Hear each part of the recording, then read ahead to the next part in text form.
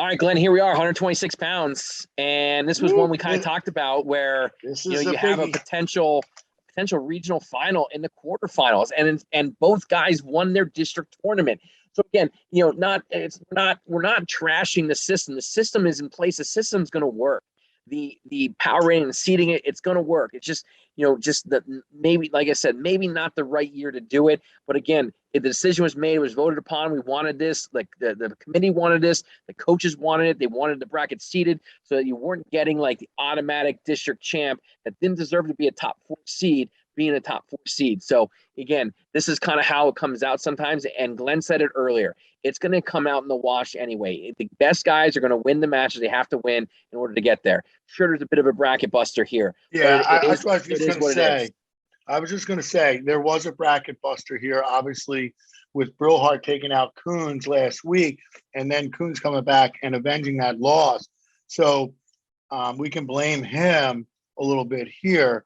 But, you know, again, this weight class is loaded. Right. So I don't care where any of these guys really meet. I mean, obviously you have Quinn Smith upsetting Cannon Hershey. I don't have it that way. And, you know, I have McCauley taking out Ricci as well. And I have McGann beating Brillhart. So, you know, we have this thing's totally upside down. It's going to have to be wrestled out. And, you know, this is one where you're going to have to, you know, pick a mat during the quarterfinals if these guys are all out there at the same time, Joe. Glenn, like, I mean, we just look at the, like you said, the talent, like, you know, Hershey, Smith, Jackman, Staten is tough. Stankina is a really, really slick freshman. The record might not indicate it, but again, we look at Boyertown's schedule. Who has he wrestled? 15-9. He's been in and out of the lineup. He wasn't starting at the beginning of the year. He's one of these guys that again, I saw for 2 years, and he couldn't crack that lineup. It wasn't until now. And he doesn't wrestle a whole lot, and he qualifies for regionals as a freshman. McCahey has been around for a while. It seems like forever from Abington. Workentine, this freshman from Conestoga. This Conestoga team has a lot of pieces to the puzzle. They're not a full team, but they got some really talented guys. And Miles Workentine, just a freshman, or Workentine. Sorry if I say it wrong. Ricci, he's been around. It's duly noted. I believe Cannon Hershey, Matt Ricci. I think they're both at 99 wins right now. I could be wrong. I know Ricci for sure. As I was doing my homework on this, there's several that are on 99 wins. Another one is going to be Sam DeTrolio from Garnet Valley as well. There's a few that are real close to 100 wins. I think when this first round they hit 100 wins, and again they'll announce that'll probably be something that gets announced at regionals. Wittenberg, another guy that's been and from the PW program that's been around for a while. Ben Brillhart, yes, he was 4th at the East, but Brillhart has a win, if not 2 over Coons, and he's got win and possibly 2 over McGann. So he's like, again, another, like, I don't know where Council Rock South gets these freshmen. He's wrestled, 38 matches. He's gotten 27 wins, 11 losses, and they're quality losses. And he's got really good wins. So he's not easy out. And that's why I have him making the semis. I think he's primed that position. He's going to get Wittenberg. And again, the way he's been playing, or the way he's been wrestling, it's too much. And then, McGann, the senior, might be a little tight. Wrestling a foe that he's already lost to. I think I smell upset, Glenn. That's why I got Brillhart there. Yeah, no. I think Ricci is on a mission after losing a tough one last weekend at districts. Coons is going to be refocused after losing to Brillhart last week. And then I got Smith. I don't call it so much an upset, Smith over Hershey. Sure, Hershey has the better resume, but Smith is like, he's 39-4. He's been lights out for most of the year. He's a beast. He's a beast at 126. Mind you, I believe Brillhart has a win over Quinn Smith this year. Just to put further emphasis on Ben Brillhart's resume. I'm spending a lot of time on that. But Ben Brillhart's beaten a lot of guys. Now, again, a week later, Smith and Brillhart met up, and Smith really put it on him. I believe he tech-followed him. But it doesn't change the fact that he has a win over him. Yeah, no, and Brillhart is not only hot.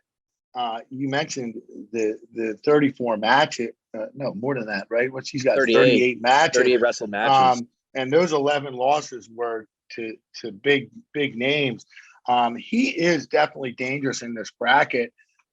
I see it the other way. I see Quakertown gaining momentum, Joe. They want to win a regional title. McGann's going to need to score points for them.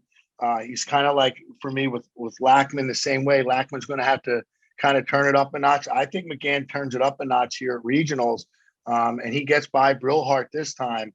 And again, McCauley is hot. I have McCauley taking out Ricci. Obviously, Coons is on a mission now.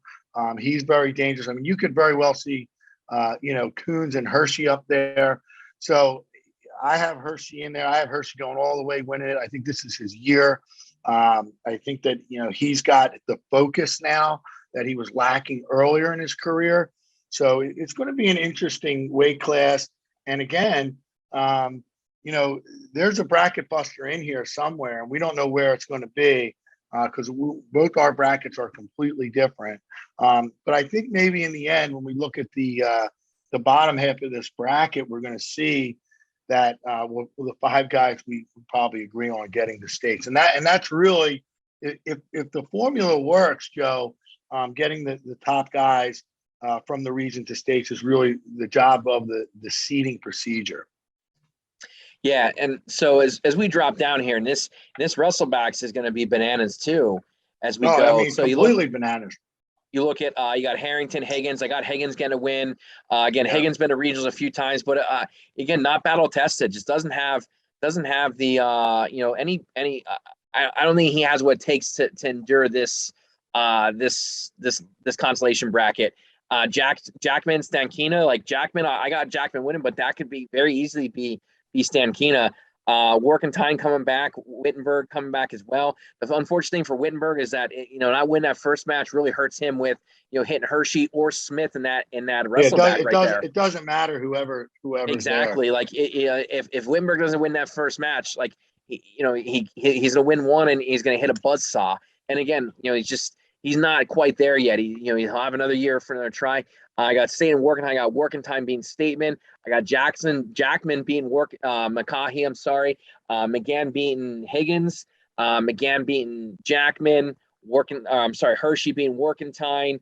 And then Hershey Brillhart. Hershey beating him.